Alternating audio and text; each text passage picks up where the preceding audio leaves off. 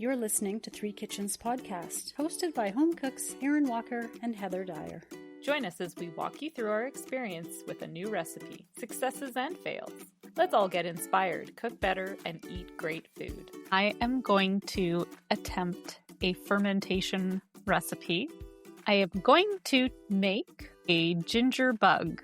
This is highly edited content. The stuff that regularly comes out of our mouths is garbage.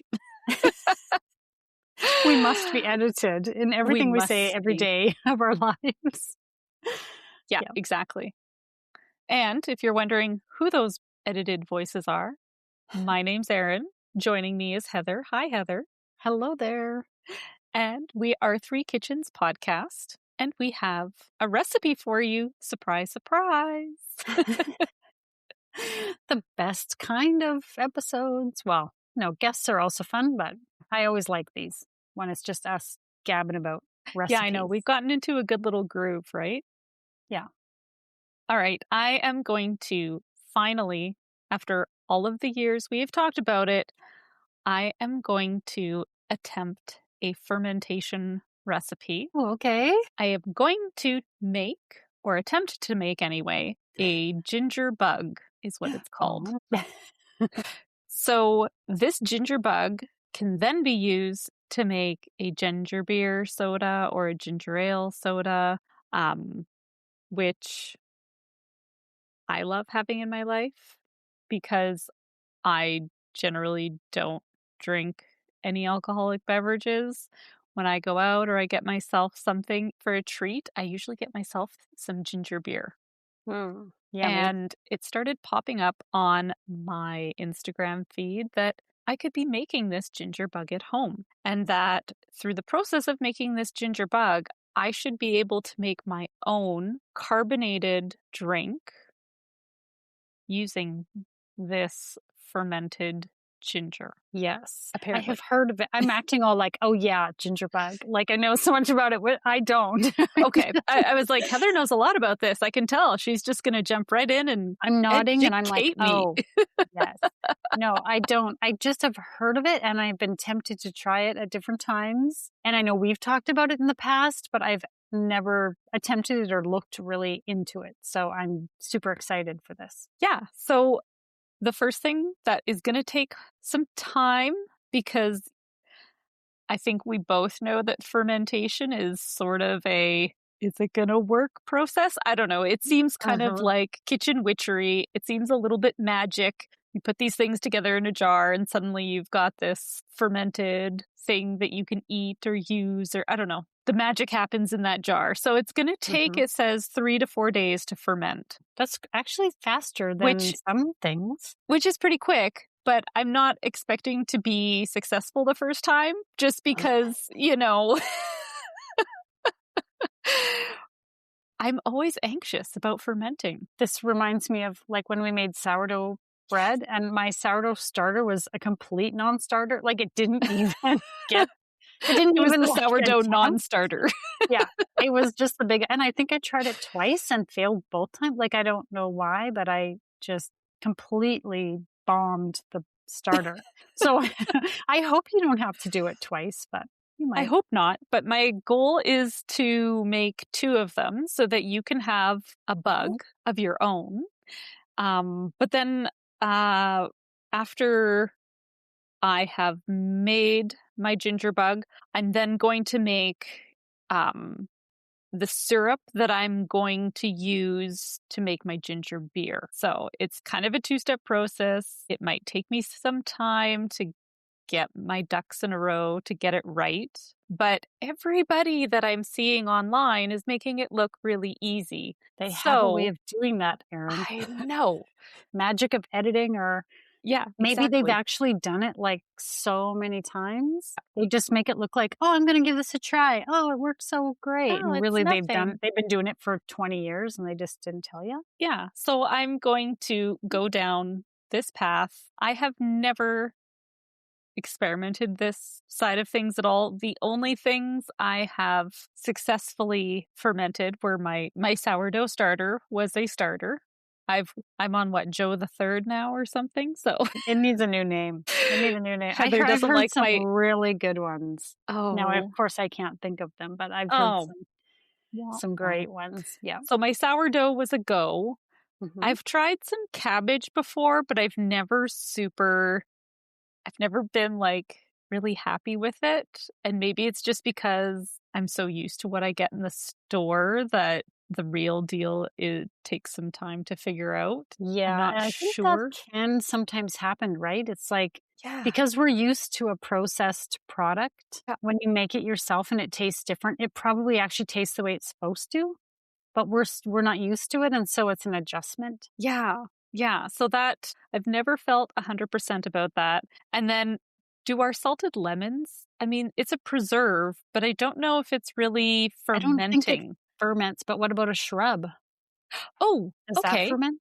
I think Does it? so. Okay. I don't I'm know going to if I say yes. exactly know the definition of fermentation. Yeah. Okay. So since you bring that up, why don't we bring up the Wikipedia page that I looked at to be like, what is fermentation? In food processing specifically, fermentation is the conversion of carbohydrates to alcohol or organic acids using microorganisms. Okay, so in that definition, I don't think a shrub counts, So maybe not, although right? there's sugars in there that are getting altered.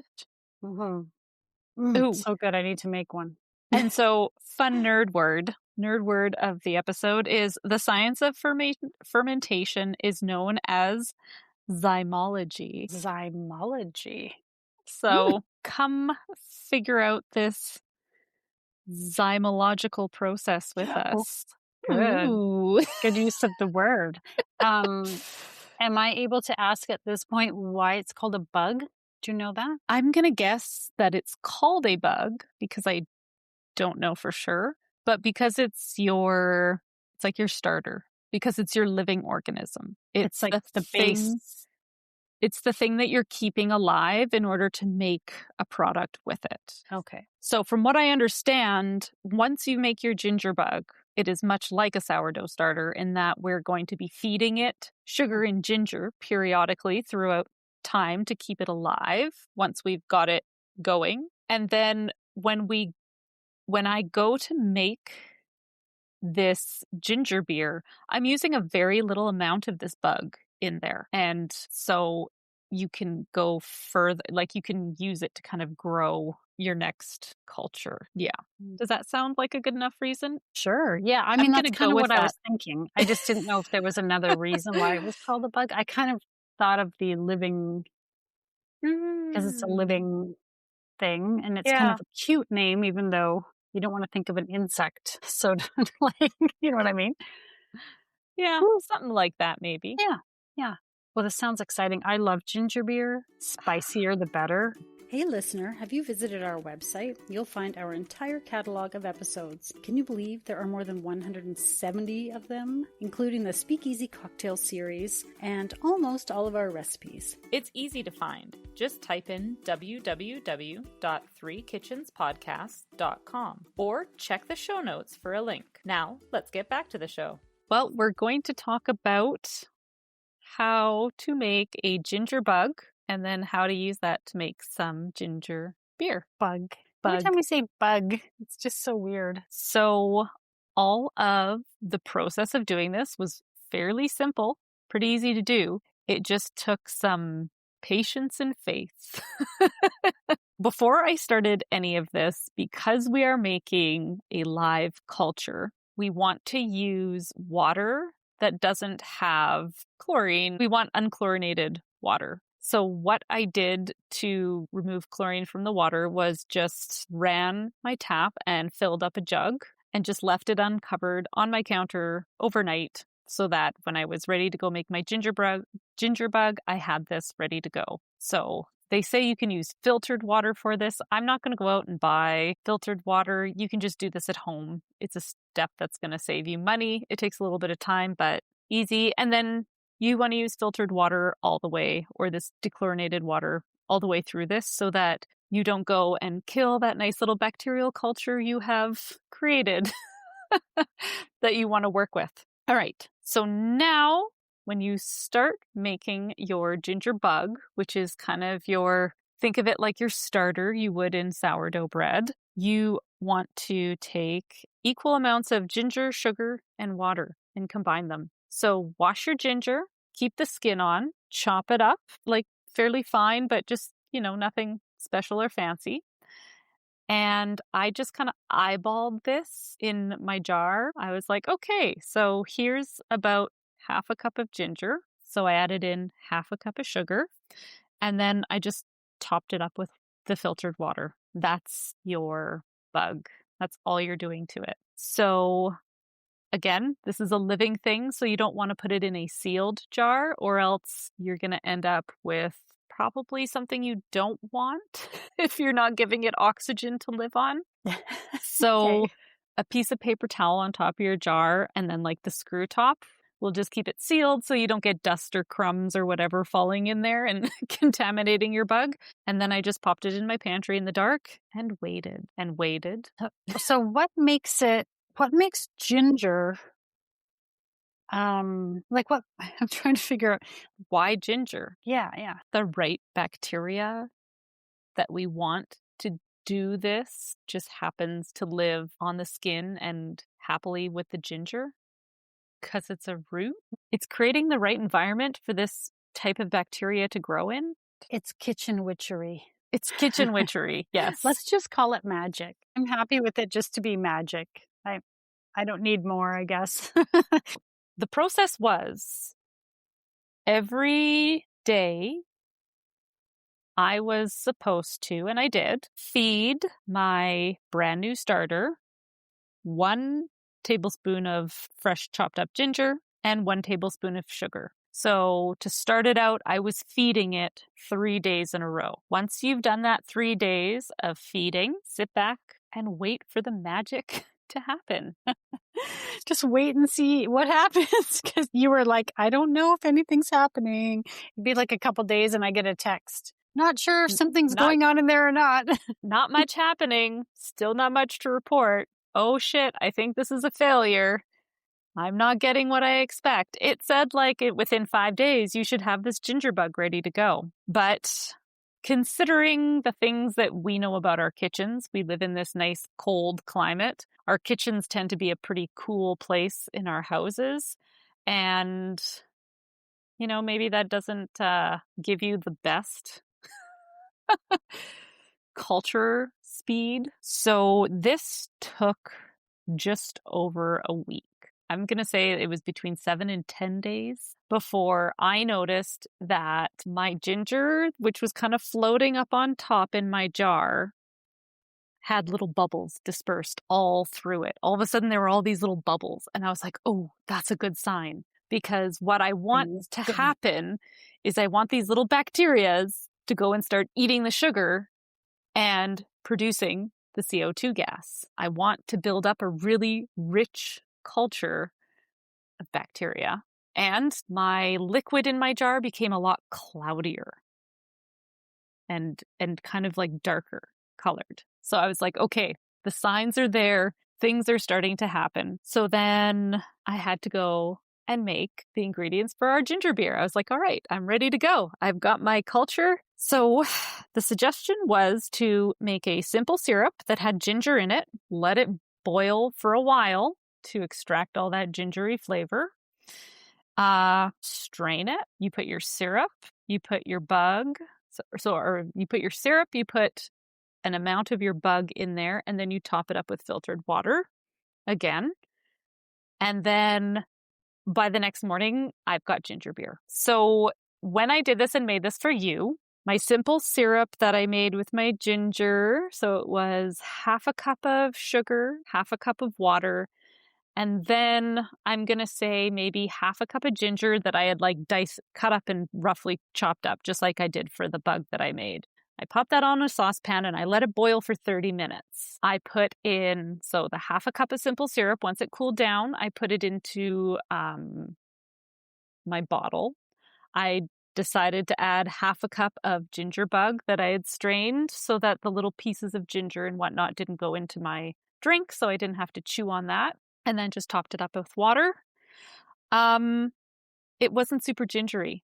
I was somewhat disappointed because it wasn't like the smack in the face ginger beer that I want. And so I was like, next time I do this, I'm going to town with the ginger.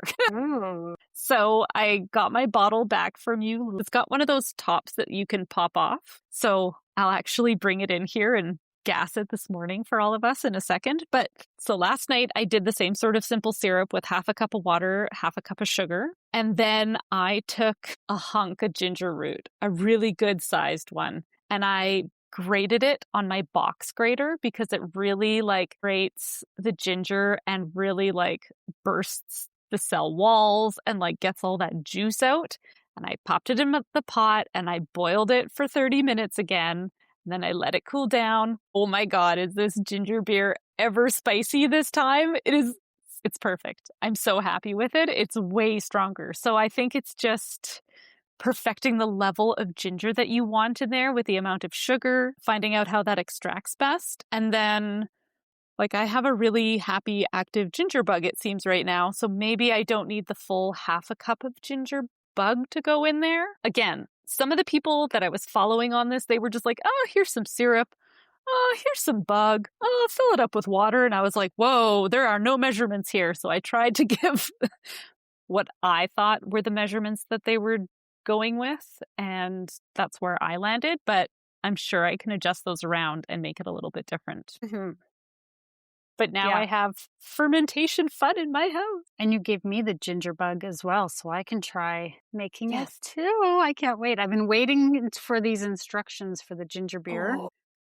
Because I want to do that. So I felt the same way about the initial ginger beer that you gave Yeah. me. It was tasty, but not like ginger beer. It was more like a ginger beer's paler, shy cousin, like a little sad cousin in the corner. It was like, there's some flavor of ginger in there, but we like a smack you in the face ginger beer. Mm-hmm. Yeah. Yeah. But it was still tasty. And I actually used a little bit of it to mix up a cocktail that I found in the cocktail book Beautiful Booze by Natalie Migliorini, who was our guest on the podcast a while back, 3 years ago, I want to say. A while ago. Yeah, a while ago. And I found a few recipes for drinks in her book using ginger beer. So I'm going to try them. I'm going to try more when I make some. This one had vodka, lime juice, blueberry syrup, and ginger beer. And it was very tasty. And it's a beautiful, bright pink color because of the blueberry syrup, which is like purple. Yeah. Was really good. And the ginger beer, it's like you mix up your drink, you put it over ice, and then you pour your ginger beer on top. So your first sip, you get hit with the ginger. And it's just a great like combination. Highly recommend. And I just liked it on its own, even though I knew it wasn't quite spicy enough, but I still thought it was really tasty. It wasn't overly fizzy. I would say it's going to keep carbonating because they say you gotta burp it, which sounds gross. So I say you gotta pop it. So you want to pop it every day, or the amount of CO2 that builds up in there, like it's incredible. I'm popping mine like twice a day because I'm slightly terrified of it. Okay, I have to run and grab. Okay, let's hope this doesn't like explode all over the computer when I do this, right? Oh God, I'm terrified every time I do this. I kind of love this. Totally. Yeah, that was a big pop. Yeah. So cool stuff. I now really love that I'm playing with it, and it's this whole new fun thing. And I felt like it almost tasted slightly alcoholic when I was drinking it. I was like, this almost tastes like it has like an alcoholic flavor to it. Am I making alcohol? And apparently, depending on how long your little bug sits and how much sugar you've got in there and blah, blah, blah, blah, blah, I guess it can make anywhere between 1% to 2% alcohol in your overall pop. Oh. So it will make a bit of an alcohol while it's fermenting. And I couldn't really find any good explanations as to how you would test that. I think you can get like test strips to test to see if you've got, but they said like you should never be worried about it becoming too alcoholic. But I thought that was kind of because I didn't get that flavor off it, but hang on. This dog, it's not really conducive to podcasting, having a dog in your lap.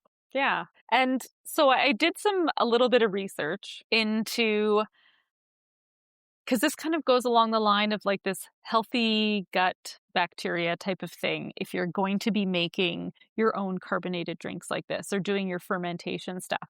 And I kind of went down a very interesting rabbit hole. I stumbled across some articles that were talking about your appendix and the importance it plays in gut health and how our view of it as this vestigial organ or I like know what that means.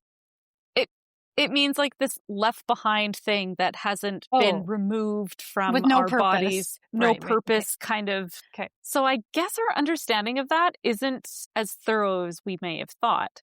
And so there is some research that I came across talking about how that actually might be the area where our gut bacteria and the population of that and like the diversity of that is really important in our digestion and our overall body health. And so they were comparing people who had their appendix removed with people who hadn't and what their gut health was like. And so people without the appendix were a lot more prone to having Crohn's disease and other GI tract issues that had to do with their gut bacteria. And the thing that I found really interesting is that appendix lives where your small intestine meets your large intestine. So it's right where